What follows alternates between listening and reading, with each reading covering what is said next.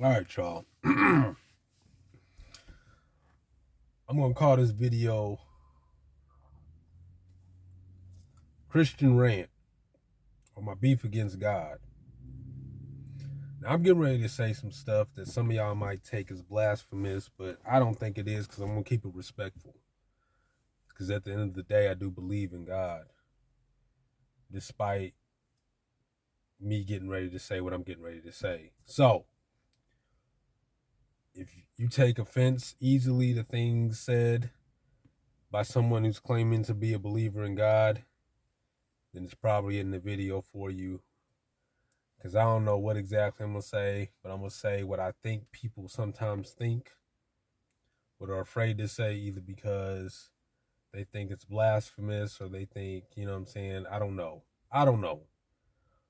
I guess that's why I never said it until now. So, but anyways, with that being said, let me start off by saying it's really hard to be a Christian.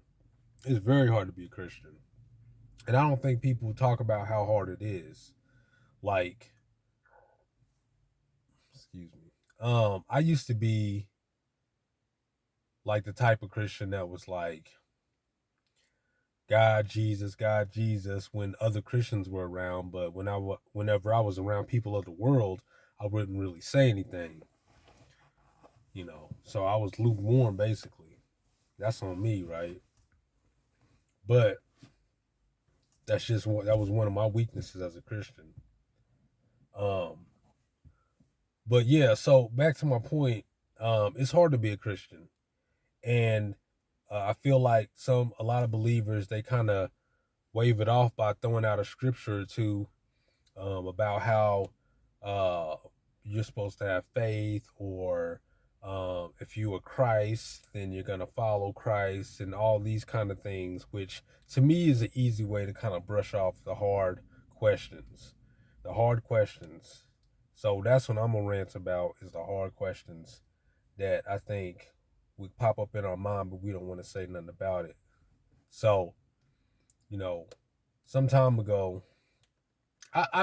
I've messed my any wrong that's happened in my life at a certain point in age has been caused by me, for the most part. It's been caused by me, so I'm not afraid to say that. Um, I've definitely caused my own chaos in my life. So in retrospect, it's really not on God to fix my problems whenever I've caused them. It's not on God. It's not on him to do any of that. You know, that's really on me. But our faith dictates that if we call out to God, and in truth and in spirit, he's gonna answer us. He's gonna step in. But what if he doesn't? What if he doesn't?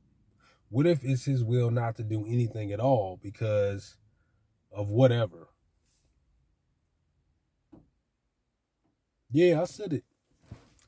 What if it's God's will not to answer your prayer, or maybe you could say not to answer your prayer in the way that you think you should answer your prayer? I guess you could spin it that way too. It's hard to be a Christian. It's hard to be a believer, a true believer. Because what that means is you're saying whatever God chooses, whatever he chooses,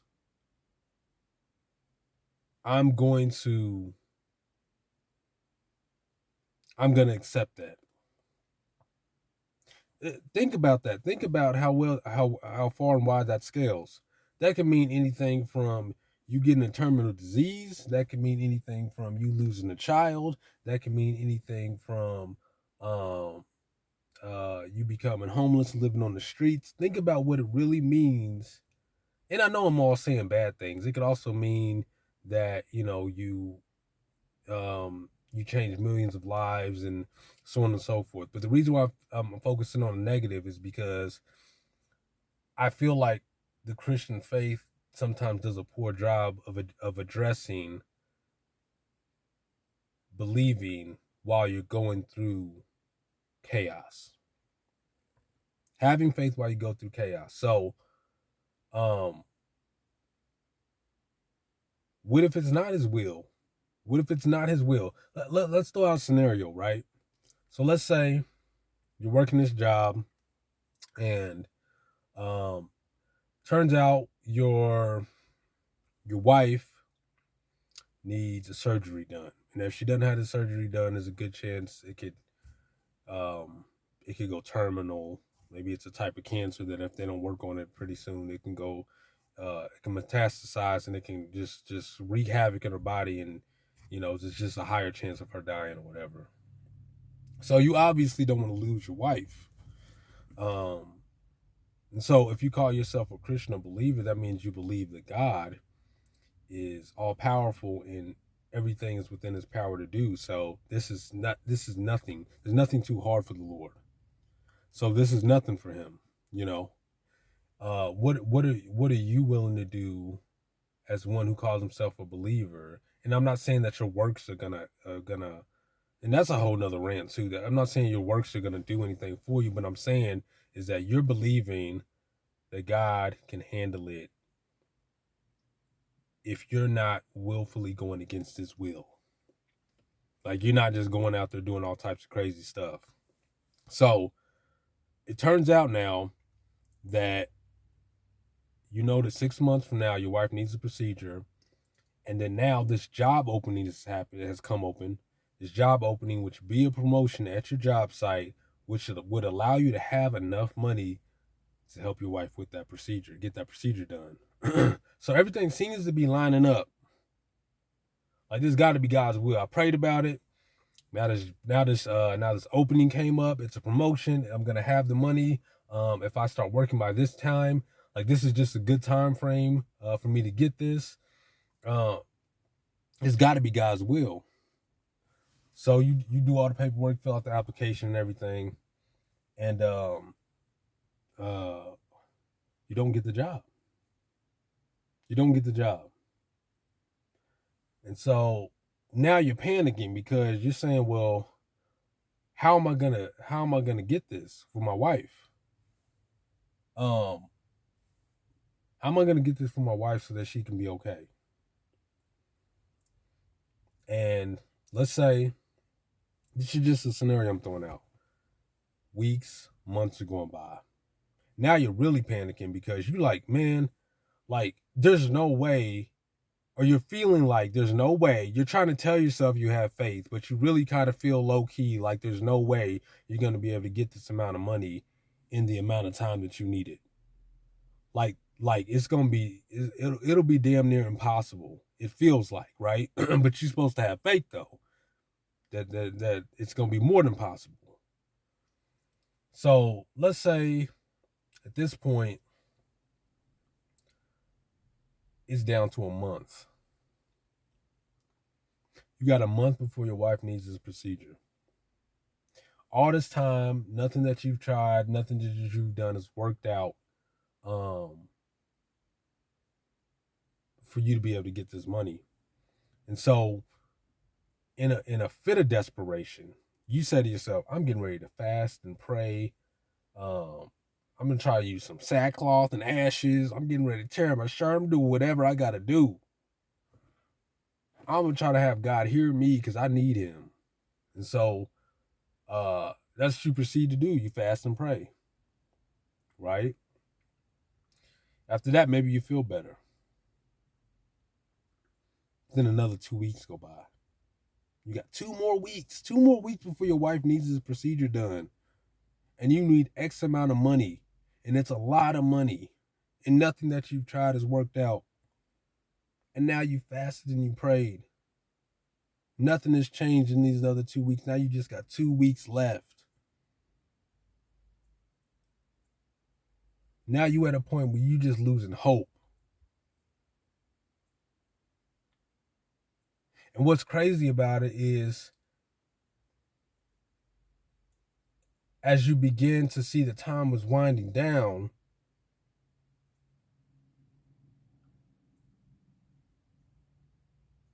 the only voices you're hearing, and I'm not talking literal voices, but the only voices you're hearing, the only pull you're getting is to the darker side of things.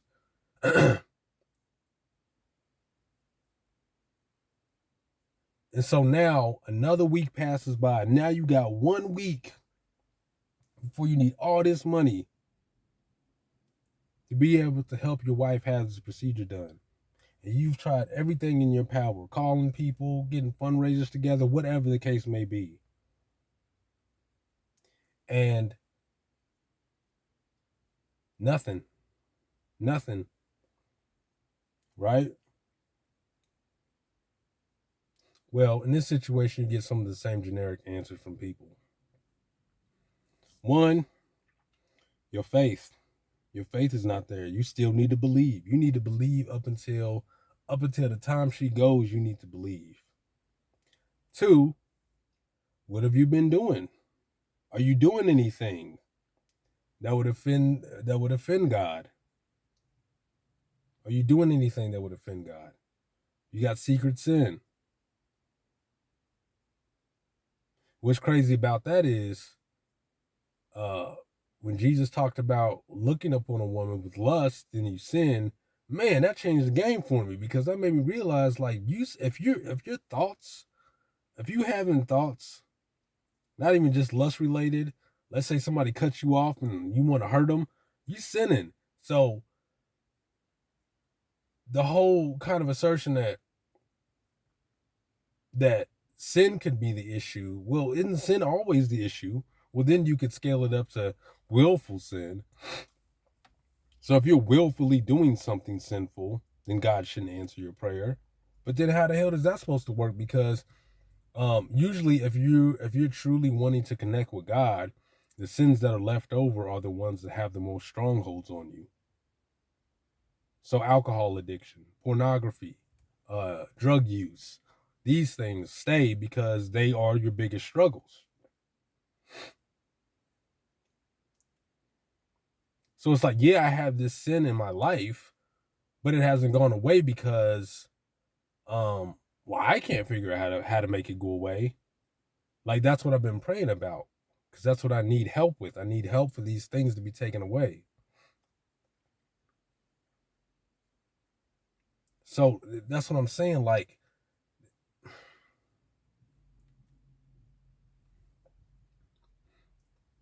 now that scenario has similar elements to my situation, but it's far enough away that people can't guess what the fuck is going on with me. But man, I am. That's my struggle, because I just don't understand that. Like, I don't understand how this is supposed to work. How is it supposed to work? Because the man in the scenario, right, he's left with only a few choices. Something's gonna happen. Something's gonna happen when it needs to happen, right when it needs to happen. And then, but then you get into the whole maybe thing. Maybe God's gonna help at the last moment. Maybe God won't help at all because this is His will.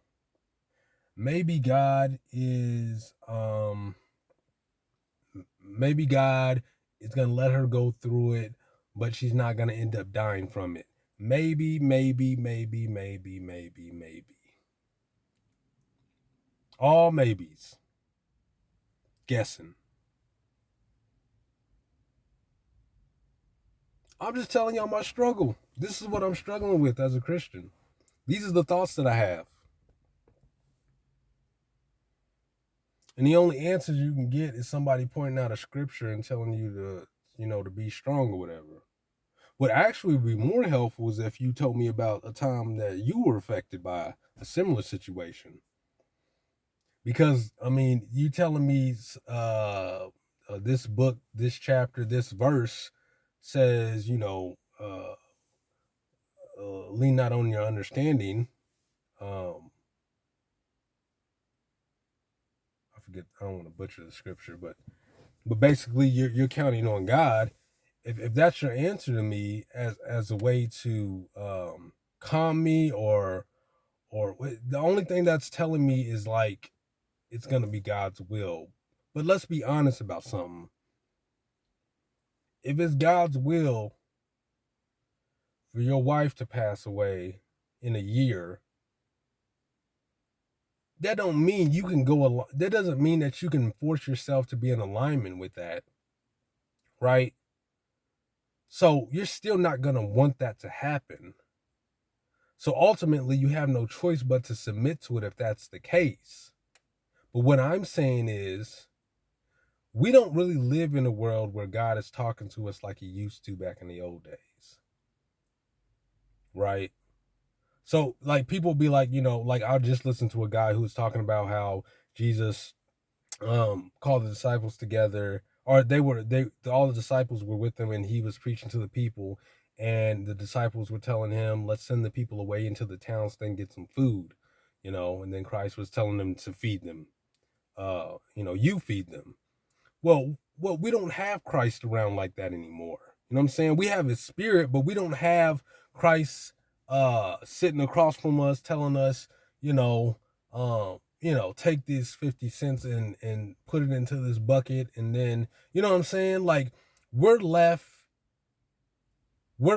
to feel things, or I guess hear things, if you're Kenneth Copeland and Jesse Duplantis and these other pastors who claim that Jesus Christ is just talking to them like it's a casual damn Sunday.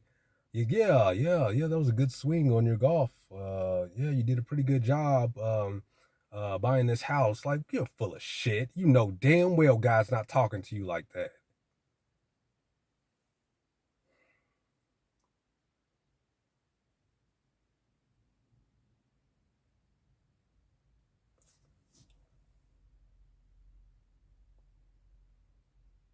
We don't know what God's saying. We don't know what he's saying. We don't know. We can have a feeling. Like, I've had feelings that have ended up making things okay. Like, man, oh man, I haven't done something, or I have done something that's worked out. But I can't say that I've ever had any type of audible. I've had dreams before, you know.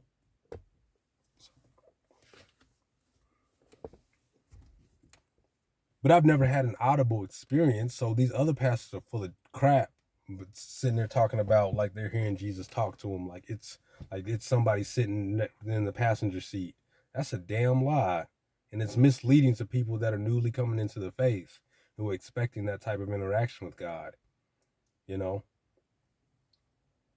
So, anyways, I'm not gonna make this rant too much longer. But to sum it up, this is what I'm basically saying: is that as a believer, you're expected to believe that God is ultimately going to do whatever it is he's going to do, but that's going to be in the best interest for everyone, right?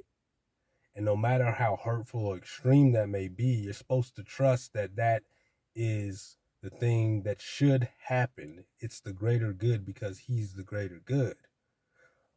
But even if it's something that you're not okay with because it's going to hurt you deeply, you're still supposed to go along with it, or you're still supposed to believe that it's for the greater good. And I'm also saying that because we live in a time where God is not actively interacting with us, not in the way as he not in the way that he used to, right? And maybe for good reason, right? But because of that, we don't necessarily know what we're supposed to be doing and what we're not supposed to be doing. We're just supposed to believe and hope and have faith that ultimately the thing that ends up happening is the thing that's supposed to happen, which is supposed to bring us some type of fulfillment, I guess. But we know that's not always true. So are you wrong for not wanting, is the guy wrong for not wanting his wife to possibly die? Right? That's not true. That's not true. He's not wrong for that. But ultimately he's supposed to submit to God. My frustration comes from, you know,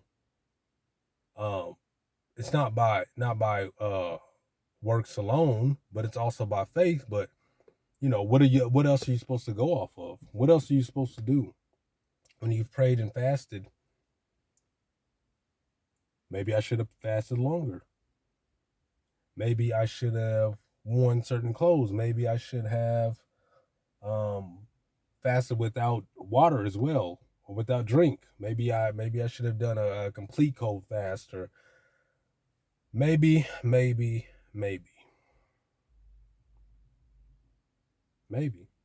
all maybes.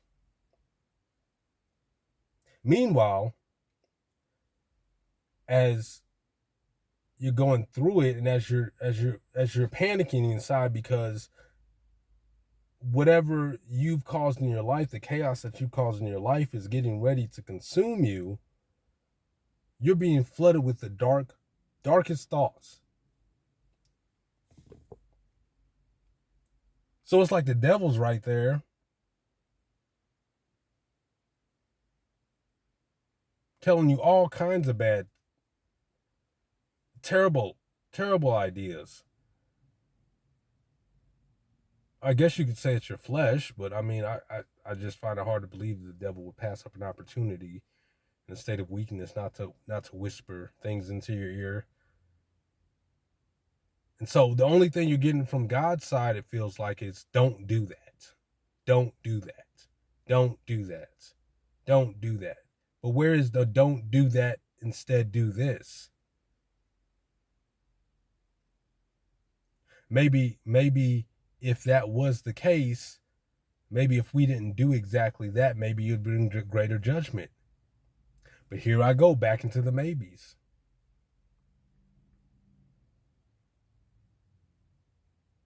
So you just don't know. You just don't know. And that sucks. That sucks bad.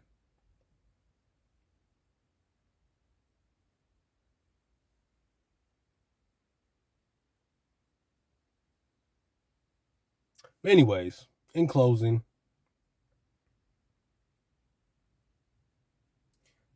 this was never meant to be disrespectful, but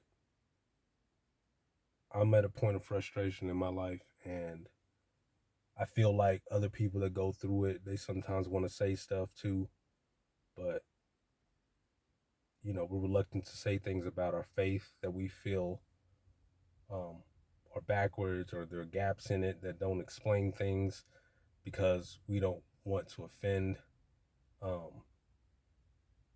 And I don't know, maybe something bad happens to me because I shot this video. Who knows? I don't even know. But I believe I'm alive for a reason. I believe that God knows what I'm going to do and what I'm not going to do. And I don't know why prayer, fasting, those things have not worked. But at this point, it really doesn't matter, because it's something that can't be, there's nothing that can be done about it, Nothing